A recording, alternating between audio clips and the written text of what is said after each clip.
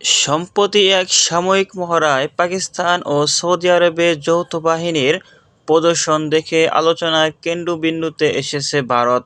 বিশ্লেষকরা বলছেন, আধুনিক প্রযুক্তি ও সুসংগতির কৌশলে সজ্জিত পাক-সৌদি বাহিনীর আকার, অভিজ্ঞতা ও কার্যক্ষমতায় অনেক এগিয়ে। তুলনায় ভারতের প্রস্তুতি ও প্রতিরক্ষা কৌশল এখনও পুনরায় ধাঁচে আবদ্ধ।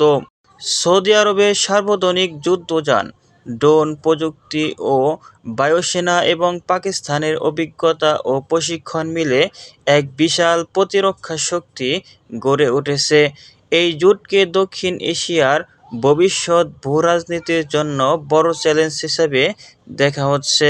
ভারতের প্রতিরক্ষা বিশ্লেষকরাও স্বীকার করেছেন, যদি ভবিষ্যতে এই দুই দেশের মধ্যে ঘনিষ্ঠ সামরিক সমঝোতা আরও গভীর হয়, তবে ভারতের একার পক্ষে মোকাবেলা কঠিন হতে পারে।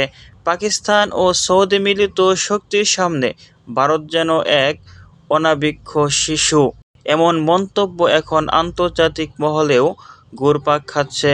প্রশ্ন উঠেছে, ভারত কি নতুন জোট ও চ্যালেঞ্জ মোকাবেলায় প্রস্তুত?